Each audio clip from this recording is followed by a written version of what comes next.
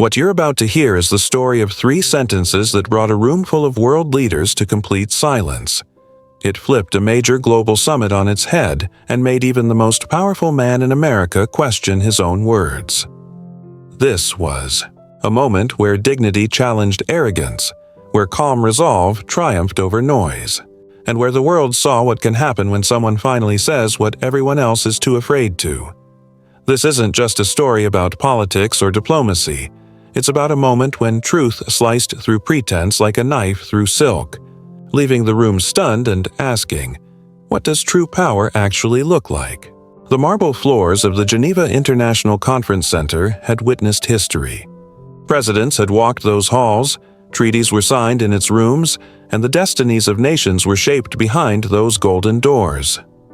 But nothing, absolutely nothing, had prepared the building for what would happen on this crisp October morning. The Global Development Forum was the kind of gathering where the champagne cost more than most people's monthly wages, where a handshake could be worth billions, and where phrases like global responsibility were tossed around like party confetti. It was a performance, lavish and carefully staged, where everyone knew their cues and delivered their lines, with practiced grace. Security was airtight, more intense than at most banks. Metal detectors, X-ray machines, and enough armed guards to secure a small nation. Every entry point was monitored, every guest screened, and nearly every conversation likely recorded. The Swiss were taking no risks with this concentration of global influence. Inside the main auditorium, crystal chandeliers scattered rainbow, light across rows of immaculately placed seats. A U-shaped table, covered in white cloth, stood at center stage. Crystal water glasses were arranged with military precision, and microphones had been tested to perfection. This was where the world's top voices would discuss the future of foreign aid, global development, and what they like to call shared prosperity. The guest list read like a global power directory: G7 finance ministers, heads of major development, banks, CEOs of pharmaceutical giants, and tech billionaires who had built empires while half the planet remained offline. They mingled in the lobby, swapping business cards and smiles as photographers captured each handshake. But 2 men in the room stood out from the usual Geneva crowd. The first was Ibrahim Traoré, president of Burkina Faso. At 35, he was young, for a head of state, but his eyes reflected someone who had seen real hardship.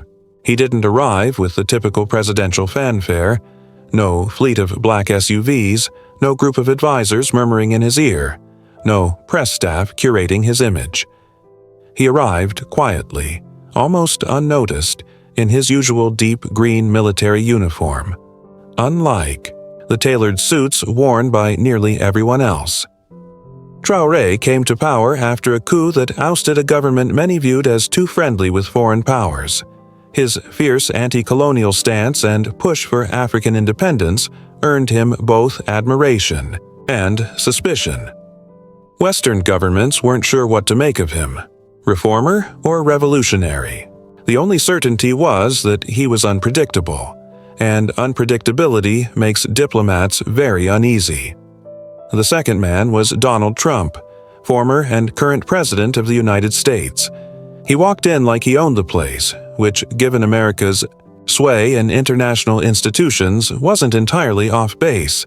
With his red tie, signature hairstyle, and trademark confidence, Trump brought a full entourage: 2 elevators worth of Secret Service agents, policy aides, media teams, and staff whose sole purpose was to make sure he appeared as the most important man in any room. Trump's relationship with Africa had always been rocky.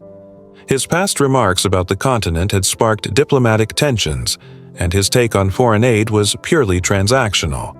He viewed it as a bargaining chip, a means to gain influence and demand results. For Trump, aid wasn't about generosity. It was a strategic investment. The morning sessions followed the usual playbook: scripted speeches on sustainable development, carefully crafted pledges of ongoing cooperation, and diplomatic language that said a lot while meaning very little. Yoines, Audience, officials, NGO workers, and journalists nodded politely and jotted down notes that likely wouldn't be looked at again. But the real highlight was scheduled for 2:19 p.m., a panel titled Global Responsibility and the Future of Aid. This was the one people had traveled to see, a conversation among world leaders and development experts about what the next 10 years of international cooperation might look like. The moderator, Klaus Miller, a seasoned Swiss diplomat, had chaired plenty of panels like this before. He had been involved in international discussions for 2 decades and believed he had seen it all. But he was mistaken. As the lunch break ended and delegates made their way back into the auditorium, there was a distinct sense of anticipation in the air. Something had shifted. Maybe it was the mix of personalities, the weight of pressing global issues needing real answers, or perhaps it was simply the right moment for someone to finally speak the truth. Trump took his seat at the center of the U-shaped table, surrounded by European leaders who maintained a diplomatic distance while still presenting a unified front for the cameras. To his left were France's Emmanuel Macron, Germany's Olaf Scholz, and Italy's Giorgia Meloni.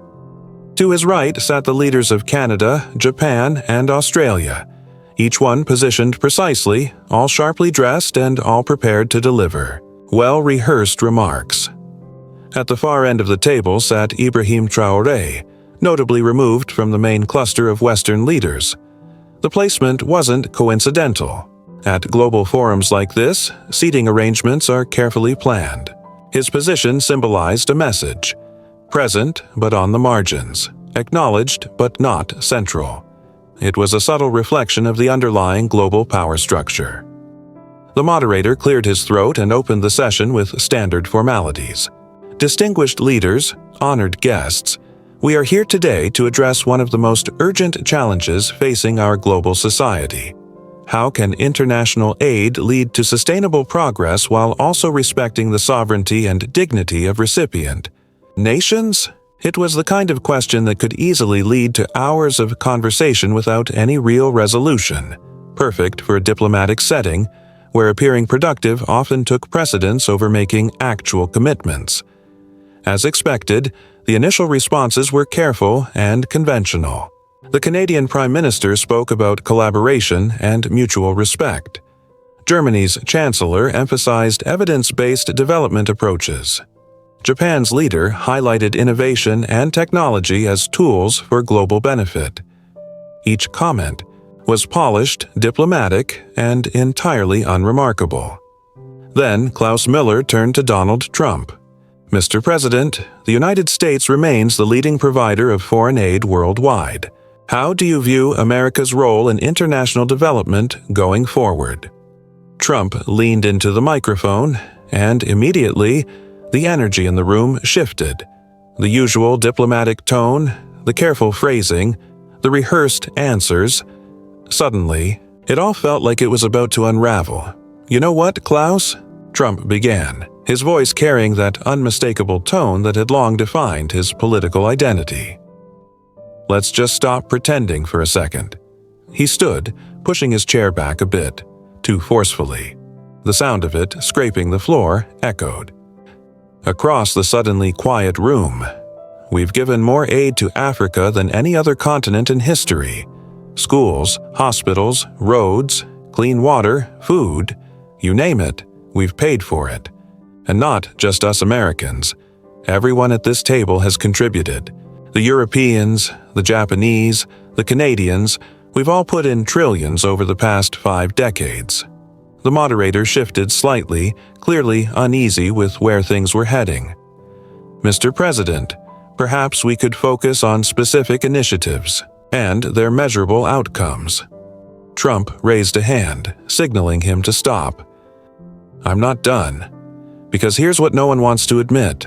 After all that money, all that support, what do we get in return? Complaints, criticism, and frankly, disrespect." A quiet stir ran through the room. Cameras zoomed in on the faces of the other leaders. Some appeared tense, others watched with curious interest at the sudden break from traditional decorum. "Take "A good look at this room," Trump went on, motioning around him. Half the infrastructure that brought these leaders here today was built with aid from the West. The airports, the roads, even the telecom networks they used to tweet out their frustrations with us. We paid for that. Now he was moving, almost, pacing, gathering momentum like he was back on a campaign stage, not at a diplomatic summit. And what do we get in return? Not appreciation, not a real partnership. Instead, we get accused of neocolonialism, imperialism, exploitation. Give me a break. French President Macron looked distinctly uncomfortable. Germany's chancellor focused intensely on his notes. But Ibrahim Traoré sat motionless, his eyes fixed on Trump with a steady, intense stare. Some of these leaders talk like they built their countries entirely on their own, Trump continued, voice rising, like they lifted themselves up with no help. But everyone in this room knows that's not true. We handed them progress. We offered it openly, and the least they could do is say, "Thank you." He turned to face Traoré directly, locking eyes with him for the first time. Some of you younger leaders think you can just ignore the support you've been given, act like it never happened, and pretend you did it all yourselves. But that's not how the world works. Real success means recognizing the contributions of those who helped make it possible. The silence that followed was complete, not just respectful, but heavy. It wasn't the hush of polite diplomacy. It was the stunned silence of a room full of people unsure they'd heard correctly. The moderator opened his mouth, shut it, then opened it again, resembling a fish gasping for air. At last, Klaus Miller found his voice. "President Traoré, would you care to respond to those remarks?" Ibrahim Traoré stood. There were no dramatic movements, no exaggerated gestures, just a calm, natural rise from his seat, the kind of composure that only comes from deep self-assurance. In contrast to Trump's restless energy, Traoré's stillness was commanding. He didn't walk to the center stage. He didn't need to. Standing right where he was, hands calmly at his sides, he spoke softly, but his voice filled the entire auditorium. "You gave us money," he began, slowly and clearly. Every word was deliberate. The directness took everyone by surprise. No formal opening, no diplomatic niceties, just a plain statement of fact. "But with every dollar," he went on, voice gaining subtle strength, "you took our dignity." The impact was immediate and powerful. Delegates looked up from their phones. Journalists stopped typing. Even the security detail seemed more alert. And today, Traoré said, his gaze fixed firmly on Trump, "I return both." The silence that followed was heavier than quiet. It was like the air had been pulled out of the room. No one stirred. No one even seemed to breathe. The only audible sound was the low hum of the building's ventilation. Trump's self-assured demeanor faltered. Just slightly. A brief flicker of confusion, maybe even disbelief, passed across his face. He hadn't expected such a calm but unflinching rebuttal. "That's very dramatic," Trump said, trying to steady himself. "But drama doesn't change facts." Traoré was undeterred. He leaned slightly toward the microphone, his voice now resonating through the space. "Aid is not charity when it comes with chains," he said. "You build hospitals, but dictate how we run them. You send food, but take our minerals. You offer loans, but take control of our assets. You call, it help. We call it a transaction." The moderator shuffled through his notes, clearly searching for a way to bring the discussion back on track. Meanwhile, other leaders sat in silence, torn between protocol and the magnetic pull of what they were witnessing. "Every road you built," Traoré continued, "came with strings. Every school required our children to learn your languages, your systems. Every hospital came with your rules, your drugs, your training. This is not generosity, it's business." Now he moved. 3 measured steps toward the center of the U-shaped table. His military background showed in the precision of his movements, confident, steady, authoritative. "You speak of gratitude," he said, "as if we should thank the hand that feeds us, even while it robs our children. You want applause for aid that binds us tighter, not sets us free." Trump leaned toward his mic again, his voice strained. "That's completely unfair. Our aid has saved lives, prevented hunger, stopped disease, built infrastructure." Traoré lifted his hand, not aggressively, not to dismiss, but with such quiet control that Trump fell silent mid-sentence. The gesture was calm, like a teacher settling a classroom, yet it carried undeniable weight. "I do not deny lives were saved," Traoré said. "I don't ignore the roads, the hospitals, or the schools, but I won't pretend the cost was fair, or that salvation came without strings." He paused, letting the message settle. "True power," he continued, "doesn't need to boast. It doesn't demand praise or recount its achievements. True power creates space for others to grow, then steps aside. What you call strength is simply control, disguised as generosity." The clarity of his words struck a chord. Around the table, leaders began to reflect, questioning if they too had mistaken control for leadership or dominance for support. "You criticize us for needing help," Traoré went on, "while creating systems that ensure we'll always need more. You call us ungrateful while structuring relationships that make genuine gratitude impossible."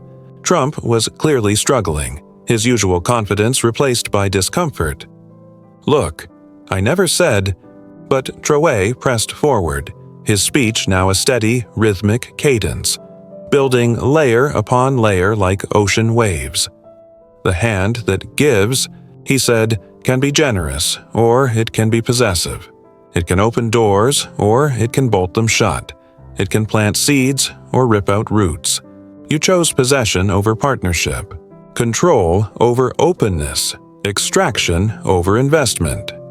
His metaphors were easy to grasp, yet rich with meaning. This wasn't political theater, it was truth delivered with purpose. "And now," he said, "you act frustrated that your grip hasn't earned you affection, that your locked doors haven't brought safety, that your uprooting hasn't earned thanks. You blame us for not appreciating a gift that was never truly given." What made the speech so powerful wasn't anger. It was calm precision. Traoré didn't shout or wave his arms. He just spoke, clearly and confidently, as someone who had thought deeply about these issues long before this confrontation. "For 60 years, he said, you've called us children in need of guidance. You have. Every interaction has been shaped to reinforce our reliance on you and affirm your authority. You've built systems meant to support us, yet always in ways that ensure your role remains vital to our progress." As Traoré spoke directly to Trump, the discomfort among other world leaders in the room was unmistakable. His words applied not just to the U.S., but to the entire developed world's pattern of offering international aid. "And then you wonder why we don't trust you," he said. "You wonder why younger leaders question your intentions. You wonder why the thanks you expected never came." He paused again, and during that pause, something in the room shifted. The balance of power that had favored Trump moments earlier now clearly leaned in Traoré's direction. Trump no longer looked like the one delivering the message. He looked like the one receiving it. "But here's what you truly failed to grasp," Traoré continued, his voice falling to a near whisper, a tone somehow more commanding than a shout. "Dignity is not something that can be handed out. It can only be acknowledged or destroyed. For decades, you've dismantled ours while demanding we express gratitude for it." Each word struck with precision, carefully chosen for impact. "You gave us money, yes, but with every dollar you took some of our dignity. You offered aid, but at the cost of our independence. You extended help, but demanded submission in return. So today, here and now, before these witnesses, I return both your money and your expectations." His closing lines landed with the quiet finality of a sunrise. Inevitable, powerful, clear. We no longer need your helping hand if it comes with a controlling grip. We no longer want your assistance if it means losing our voice. We will not accept your charity if the price is our pride. Then came the 3 lines that would go viral, be studied in political science classrooms and remembered for decades. You gave us money, but with every dollar you took dignity. And today, I return both. What followed was more than silence. It was as if time itself had paused. The very idea of sound seemed to vanish. No one moved, no one spoke. It felt like even breathing had been suspended. Trump stood frozen, mouth slightly ajar. For perhaps the first time in his political life, he had no response. The man, known for never conceding a point, never admitting weakness, and always pushing forward, stood speechless, and smaller, somehow, than he had seemed before. Around the room, world leaders sat in stunned quiet. Some looked deeply moved, others were clearly uneasy, but everyone understood they had just witnessed something rare and historic. This wasn't just a meeting that had gone off script. This was the rewriting of an entire power narrative unfolding live. In the audience, journalists, delegates, and observers remained completely still. Phones that had been recording or posting updates were momentarily forgotten. The gravity of the moment demanded full attention. The confrontation had cut deeper than policy. It touched identity and history. Klaus Miller, the moderator, looked on in disbelief, as though watching his carefully arranged panel unravel before his eyes. He had prepared for every likely scenario, but not for this level of raw, unapologetic honesty. Finally, after what felt like an eternity, but was likely only seconds, Trump managed to respond. His voice lacked its usual force. That's a very interesting point of view," he said. Even he seemed to hear the emptiness in his own words. "But I think we need to focus on the actual outcomes of our aid, the measurable improvements in people's lives." It was a weak effort to steer things back to safer topics, charts, numbers, success metrics, but the conversation had already moved far beyond data. Traoré didn't interrupt. He didn't need to. He simply waited, letting Trump's words fade naturally into the quiet. His silence showed confidence, not submission. He had no need to argue. His message stood on its own. When Trump finished, Traoré delivered his final remark. "Numbers tell us what happened. Truth tells us why. Today, I've spoken the truth. Tomorrow, we'll create new numbers." And with that, he took his seat. Moderator, recognizing that the discussion couldn't continue in any meaningful way after that, announced a recess. But no one moved. Delegates remained seated, still absorbing what had just taken place. Journalists scrambled to capture quotes. Camera operators zoomed in on faces to catch expressions of shock, admiration, unease, and awe. In mere moments, phone screens lit up again. Notifications buzzed furiously as video clips of the speech began to spread online. The hashtag #DuAdieu, I return both was trending before the session had even officially ended. Trump's team huddled, speaking urgently in hushed tones, clearly already focused on damage control. But what could they say?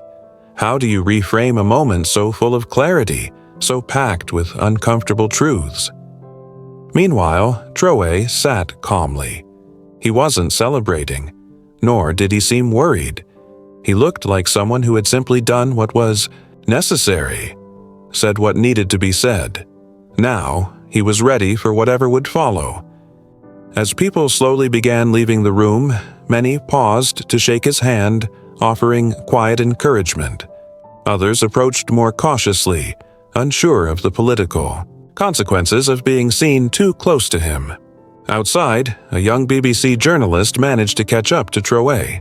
"Mr. President," she called, jogging to match his steady pace, That was a powerful exchange in there. Are you concerned about the diplomatic fallout? Do you worry that speaking so directly might hurt Burkina Faso's dealings with Western donors came under the spotlight as Traoré turned to face her, his calm intensity unwavering throughout the discussion. "Fear of consequences kept us quiet for 60 years, he said plainly. But staying silent in the face of injustice isn't diplomacy. It's complicity, he continued, pointing out how the world is shifting. Young people everywhere are tired of polite lies and easy compromises. They want honesty, even when it's uncomfortable." A journalist pressed him. "Aren't you worried that your comments might lead to aid programs being cut? How would that affect your people?" For the first time during the exchange, Traoré smiled. Not arrogantly, but with genuine warmth. "My people have lived through colonialism, harsh economic reforms, crushing debt, and years of patronizing aid. We'll manage this shift toward dignity too. In fact, we'll thrive." The journalist quickly jotted down every word, realizing that Traoré's remarks would be discussed and dissected globally for months. "Do you have a message for other African leaders who might be watching?" she asked. "The same message I give all leaders," Traoré replied. "Speak the truth, serve your people, and remember, respect isn't given on demand. It's earned through actions, not talk." With that, he walked off, leaving the journalist and a growing crowd on the steps of the Geneva International Conference Center, stunned by what had just unfolded. Within hours, the exchange had gone viral. The clip was shared millions of times, subtitled in dozens of languages, and became the lead story on news broadcasts around the globe. Editorial writers struggled to articulate its full impact, while political commentators debated what it would mean long-term. In Washington, Trump's advisors scrambled to develop a response that wouldn't come across as defensive or vindictive.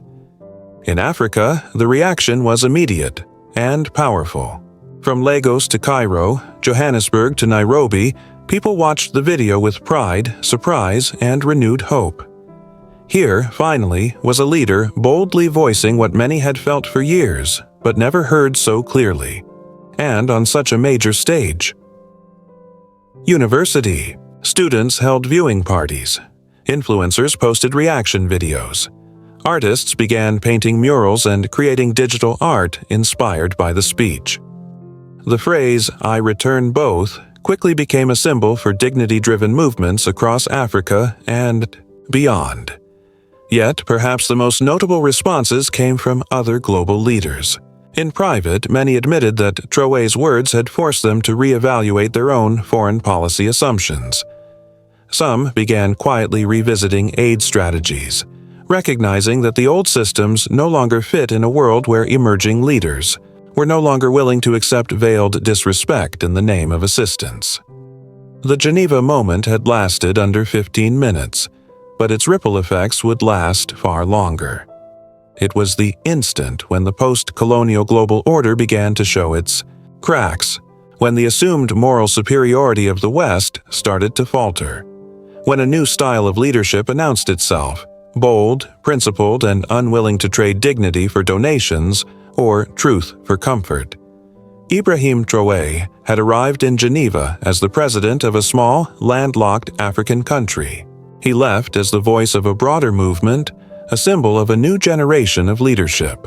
The world would not be the same again, and maybe that was exactly what needed to happen. But the story didn't stop there.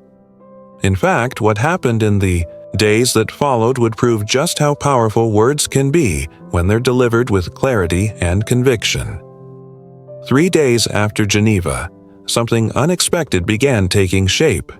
It started subtly, behind closed doors in the power corridors, where major decisions are made, far from public view. In Berlin, Chancellor Scholz called an emergency meeting with his development ministers. While no official agenda was published, insiders revealed that Traoré's words had deeply moved the German leader. "We need to ask whether our aid programs truly empower or just deepen dependency," he reportedly said. Within a week, Germany launched a full-scale review of its development efforts in Africa, aiming to create what they called dignity-centered partnerships. Similar conversations unfolded in capitals across Europe and North America. In France, President Macron, who had sat silently during the Geneva exchange, later confessed to his closest advisors that Traoré had voiced something they'd all avoided facing. France soon began adjusting its policies toward former African colonies, careful not to link the shift too openly to the Geneva event. Even in Washington, where Trump's team was still dealing with the fallout, experienced diplomats and aid experts began candid discussions. Was U.S. foreign aid achieving its goals, or just sustaining the problems it was meant to solve? But the real transformation was happening on African soil. In Accra, Ghana's President Nana Akufo-Addo watched the Geneva video multiple times before gathering his cabinet. This young man has said what many of us have long believed. He told them. Now the question is, what will we do about it? Soon after, Ghana announced it would renegotiate several aid deals, especially those tied to policy terms that compromised its sovereignty. Aid should build our ability to govern ourselves, Ghana's finance minister stated, not weaken it. Across Africa, a wave of change began. In Kenya, university students led massive rallies under what they called the Dignity Doctrine. In Nigeria, Afrobeat superstar Burna Boy released a track titled Return Both, sampling Traoré's speech. The song became an anthem for a new generation of Africans demanding respect from global partners. The online movement was unprecedented. The hashtag #YouYouReturn both trended in over 40 countries, and it didn't stop with Africa. Young people from Latin America to Asia, even parts of Europe, began using the phrase to speak out against the patronizing nature of certain aid and development programs in their own countries. A powerful moment unfolded when a coalition of indigenous leaders from Latin America released a video responding to Traoré's speech. What you said in Geneva, stated Maria Santos, a Bolivian indigenous rights activist, applies to every community that's been told they need saving by the same people who caused their struggles. The phrase dignity-centered development began surfacing in scholarly articles, policy discussions, and UN briefings. International development agencies rushed to adjust their mission statements and redesign programs to meet what quickly became known as the Geneva Challenge. Meanwhile, in Ouagadougou, Ibrahim Traoré was facing a different kind of pressure. His phone was buzzing non-stop with interview requests from major global outlets: CNN, BBC, Al Jazeera, France 24. Everyone wanted to tap into the energy that had captivated Geneva. Yet Traoré was selective, only accepting interviews where he could focus on real policy alternatives, not just revisit the confrontation. In a particularly insightful interview with BBC's Zainab Badawi, he clarified his stance.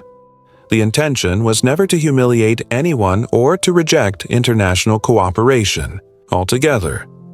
The aim was to affirm that genuine collaboration must happen between equals, not between a donor and a dependent.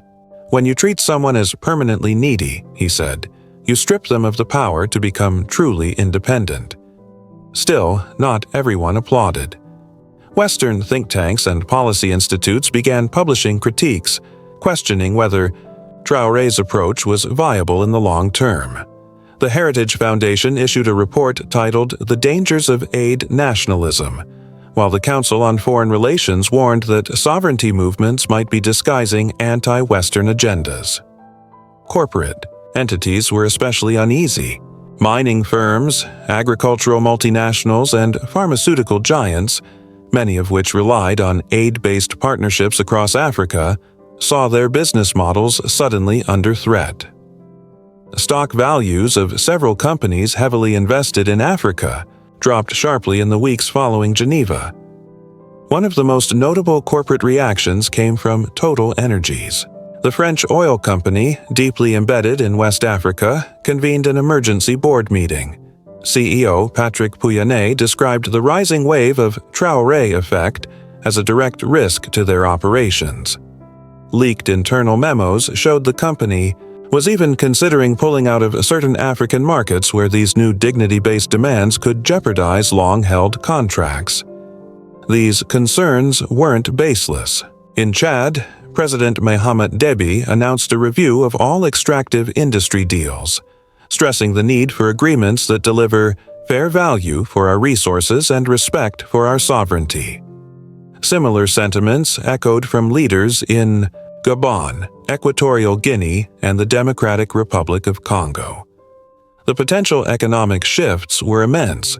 According to Bloomberg, if even half of sub-Saharan Africa were to adopt the sovereignty-first policies Traoré supported, it could reallocate hundreds of billions in resource revenues, from multinational firms to national development projects.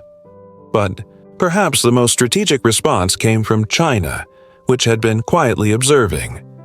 While Western nations reacted defensively, Beijing saw an opening. Chinese officials began engaging African leaders with what they framed as genuine partnerships, rooted in mutual benefit. Rather than directly critiquing Western aid practices, they offered alternatives. "We don't ask you to change your political systems," Chinese Commerce Minister Wang Wentao told a summit of African trade ministers. "We don't demand that you adopt our values. We simply want to work with you as equals." This left Western governments in a bind. The more they pushed back on Traoré's calls for dignity and equality, the more they appeared to confirm his argument that they viewed African nations as incapable of self-determination. And the more they claimed their aid came with no conditions, the more evident it became that strings had always been attached. Meanwhile, Traoré's critics, including key political figures, were grappling with their own crises. For some, like Trump, whose political persona was built around dominance and never yielding, Geneva had been a blow. The confrontation had left him uncharacteristically silent, and his prolonged absence from the conversation only deepened the perception of defeat. The more he stayed silent, the more his silence was taken as agreement. Within his team, opinions were divided. Some advisors urged him to push back, criticize Traoré more directly, and defend American aid initiatives more assertively. Others warned that any reaction would only draw more attention to the controversy and make Trump appear defensive. The matter was taken out of his hands when Fox News host Tucker Carlson aired a segment titled "The Ingratitude of Ibrahim Traoré." Intended as a defense of Trump and a critique of the president of Burkina Faso, the segment ended up having the opposite effect. Carlson's dismissive tone and selective use of data on U.S. aid to Africa only strengthened Traoré's original critique of Western condescension. The public backlash was immediate and fierce. African-American leaders who had stayed mostly quiet during the Geneva incident now began to speak out. When you ignore a legitimate concern from an African leader about dignity and respect, said civil rights activist Reverend Al Sharpton, you're not just disrespecting him, you're undermining the principle that all people deserve equal treatment. The Congressional Black Caucus issued a statement backing President Traoré's call for a dignity-focused approach to global relations. Prominent African-American figures such as Oprah Winfrey and Michael Jordan also used their platforms to elevate Traoré's message. What proved even more politically damaging for Trump was the response from a younger generation of Republican leaders. Many saw the controversy as a chance to separate themselves from what they viewed as outdated ideas about America's global role. Senator Tim Scott of South Carolina, widely considered a potential presidential contender, gave a speech at Georgetown University advocating for a new kind of American leadership, one that uplifts rather than dominates its international partners. The so-called Geneva moment had triggered a political shift few had foreseen. Traditional partisan boundaries seemed less relevant in a debate centered on whether foreign relations should be grounded in equality or hierarchy. This shift was underscored by unexpected supporters of Traoré's perspective. Libertarian lawmakers, typically critical of any foreign aid, found themselves endorsing his emphasis on dignity and self-sufficiency. At the same time, progressive activists who usually favored increased development assistance began to question whether such aid truly helped or merely reinforced dependence. The academic world also took notice. Universities began introducing new courses on post-colonial development theory and dignity-based international relations. Conferences that once focused strictly on aid efficiency started exploring deeper themes of local autonomy and decision-making. A particularly influential piece in foreign affairs, authored by Dr. Sarah Chen of Harvard's Kennedy School, argued that Traoré had exposed a deep flaw in the post-World War II development model. "We have long assumed that good intentions excuse paternalistic practices," Chen wrote. "But as President Traoré showed, the people we aim to help often have their own ideas of what meaningful support looks like." Meanwhile, the business sector was also adapting, though not always in ways Western companies welcomed. A new wave of African entrepreneurs began launching ventures aimed at reducing reliance on Western technologies, funding, and expertise. The African Solutions for African Problems movement gained traction, with successful startups in areas like financial technology, agriculture, and green energy proving that innovation could thrive on the continent without ongoing external oversight. One standout example was a Kenyan agri-tech firm that developed drought-resistant seeds tailored for East African climates. Instead of turning to Western institutions, they partnered with local universities and farming communities. Within 2 years, their seeds were in wide use across the region, creating thousands of jobs and easing food insecurity, all without foreign aid. Stories like these began to appear more frequently in international business outlets, challenging the idea that Africa's progress depended on Western involvement.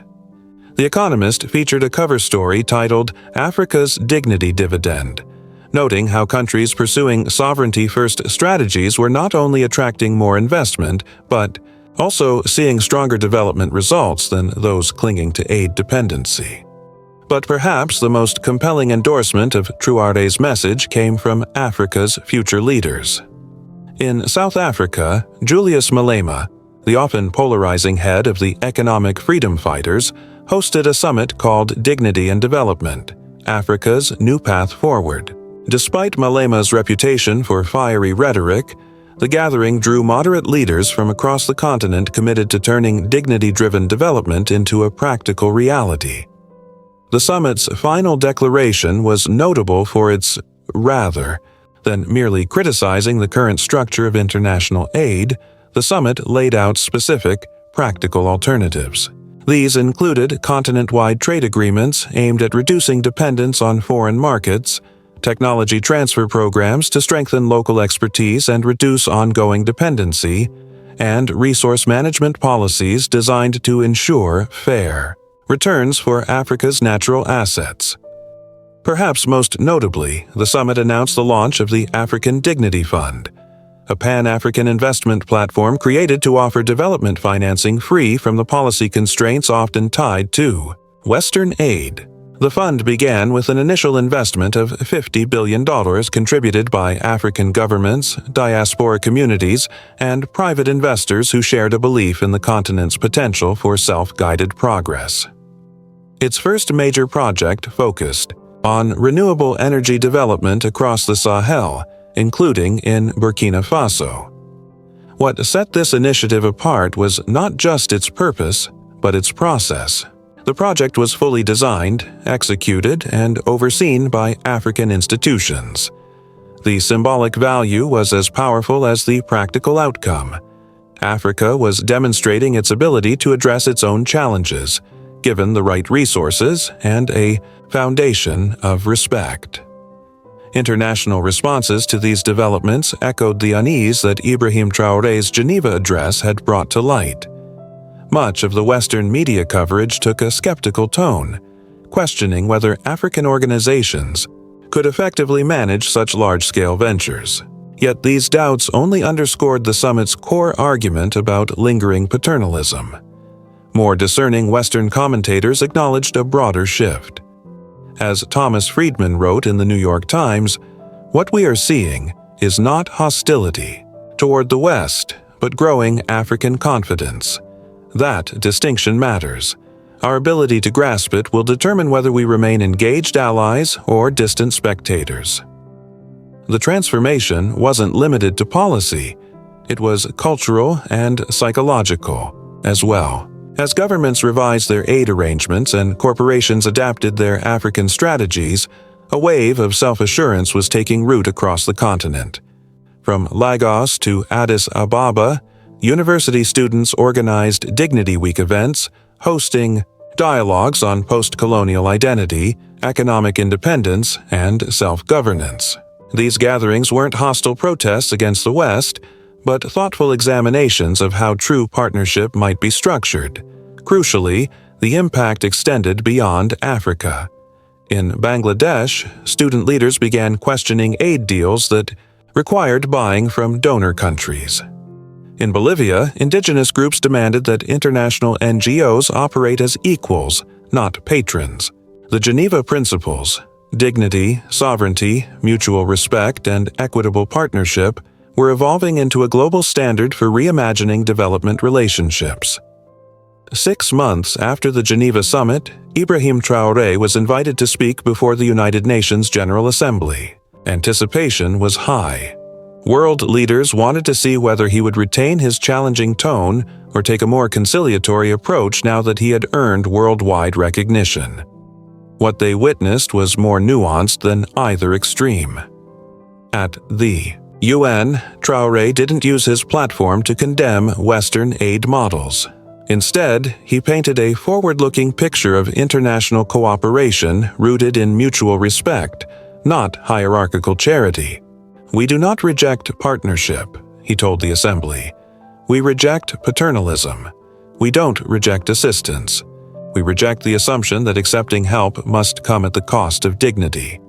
We're not against cooperation, but we do challenge the idea that cooperation should mean some nations always give while others are expected only to receive." The speech laid out clear and thoughtful policy proposals. Technology transfer initiatives designed to build local expertise rather than create ongoing dependency. Trade agreements that enabled developing nations to enhance the value of their raw materials before exporting them. And investment models focused on long-term partnership instead of short-term gain. But the speech's most impactful moment came at its conclusion when Traoré addressed the deeper meaning behind the principle of dignity. When we speak of dignity, we're not referring solely to Africa's relationship with Western countries. We're talking about a core value that should shape all human relationships. The belief that every individual, every community, and every nation possesses an intrinsic worth that should never be exchanged for material gain. This belief is relevant to indigenous communities in the Americas, to ethnic minorities in Asia, and to working-class populations across Europe and North America. Dignity isn't just an African concern, it's a global one. The audience responded with a nearly 5-minute standing ovation.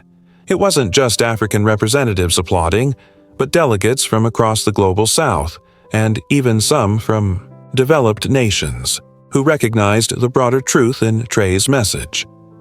Over the following year, the dignity doctrine gained traction as a legitimate framework in international relations.